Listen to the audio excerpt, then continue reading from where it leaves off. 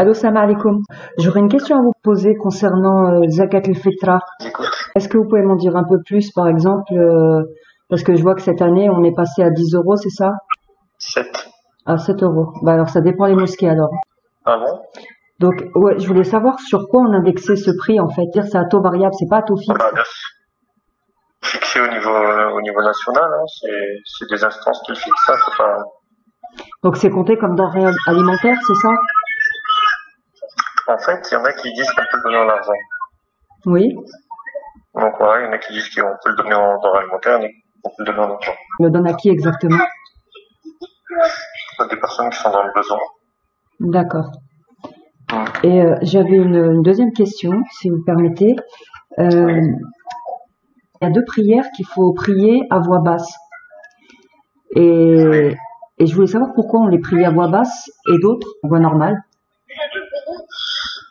En fait, c'est comme le prophète qui nous a enseigné. C'est comme ça, en fait, les torts et les rassins, ils sont en voix basse. Et il y en a deux. Et les autres, ils sont en voix haute. Après, j'ai pas d'autres explications. C'est tel qu'on nous l'a enseigné, en fait. J'ai pas d'autres choix. Après, peut-être faudra demander à l'imam. Moi, j'ai pas d'autres explications par rapport à ça. Au verset 110, sourate 17, Allah il dit: invoquez Dieu ou invoquez le très miséricordieux, lequel vous invoquiez, il a les attributs les plus beaux.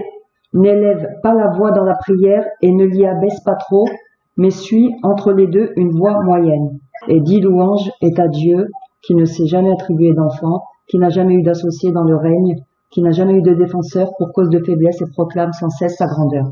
Donc Allah il nous dit bien de la réciter à voix normale. Oui, mais après on peut pas, je veux dire, juste en lisant comme ça, on peut pas se permettre nous il y a plein de textes en fait, il y a pas de... Oui, mais c'est le Coran que je viens de citer là.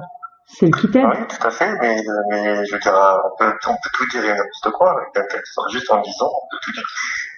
Oui, mais là, Allah, il est bien clair. Il dit: n'élève pas la voix dans ta prière et ne l'y abaisse pas trop, mais suis entre les deux une voix moyenne. Il est clair, là. Quand il dit ça, il n'y a pas besoin de tergiverser, il me semble. Ah, mais il y a plein de choses, attendez, excusez-moi, il y a plein de choses qui sont claires, qu'on peut penser claires, mais après, on a besoin d'explications. On a besoin d'explications, parce qu'on peut lire aussi des choses qui sont peut-être violentes dans le Coran, et vous allez me dire que c'est clair, et je veux dire, avec ça, on peut tout dire n'importe quoi. C'est comme ça que les gens interprètent mal et vont aller tuer des gens. Et je veux dire, il faut... Non, mais là, ça n'a rien à voir, on parle de la prière. Non, mais je vous dis, c'est juste un exemple. Je vous dis juste que, en fait, là, on a besoin d'autres textes. On a besoin d'autres textes. Il y a le Coran, il y a déjà le Coran, il faut le lire dans son ensemble. C'est pas juste un verset. Et puis, après, on a aussi les textes du prophète qui expliquent comment faire la prière. Donc, c'est celui qui nous a appris comment faire la prière, donc le prophète de l'islam, qui nous a expliqué, parce que dans le Coran, on ne dit pas, par exemple, les prières, la prière du Dôme, c'est 4 quittés, la prière du Maghreb, c'est 3 quittés. Parce que c'est pas écrit dans le Coran. C'est les hadiths qui viennent nous enseigner la manière de prier, en fait. Vous voyez ce que je veux dire? C'est pas, le Coran, il détaille pas la manière de prier, etc. Si, c'est dans le Coran. C'est dans le Coran, monsieur. Bah non, il n'y a pas tout, madame, parce que si. La manière, la façon, non, parce que... moi, je vous dis que si.